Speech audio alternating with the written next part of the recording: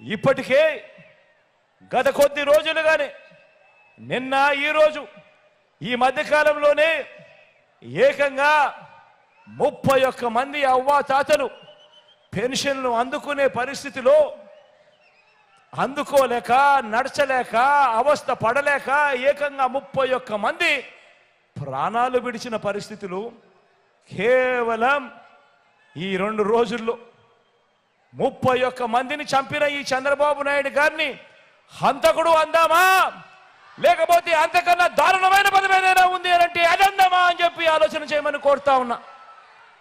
నేను అడుగుతా ఉన్నా ఇదే చంద్రబాబు నాయుడు, అయ్యా చంద్రబాబు నాయుడు గారు, ఈ రాష్ట్రంలో 66 లక్షల మంది పెన్షన్ తీసుకుంటా ఉన్నారు. అవ్వ తాతలు ఉన్నారు, వితంతు అక్క చెల్లెమ్మలు ఉన్నారు, నా దివ్యాంగులు ఉన్నారు. మీ అందరికీ కూడా వీరందరికీ కూడా చెబుతున్నా, వీరందరికీ కూడా చెబుతా ఉన్నా, కొంచెం ఓపిక పట్టండి, కొంచెం ఓపిక పట్టండి. జూన్ 4వ తారీఖున మళ్ళీ మీ బిడ్డ ప్రభుత్వం వస్తుంది, మళ్ళీ మీ బిడ్డ ప్రభుత్వం వస్తుంది.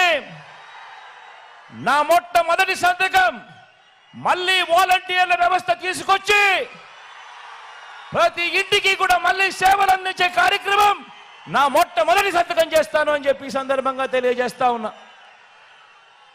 ఇదే చంద్రబాబు నాయుడు గారిని అడుగుతా ఉన్నా, అయ్యా చంద్రబాబు, నీ హయాంలో మీరు జన్మభూమి కమిటీలు పెట్టుకున్నారు కదయ్యా.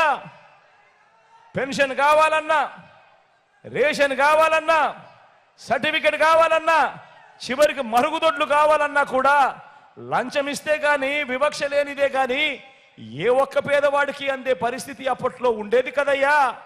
మరి ఆ జన్మభూమి కమిటీలు, మీరు పెట్టుకున్న జన్మభూమి కమిటీలు ఏ మాదిరిగా పనిచేస్తా ఉన్నాయి, ఏ మాదిరిగా పనిచేశాయి? ఈరోజు వాలంటీర్ వ్యవస్థ అన్నది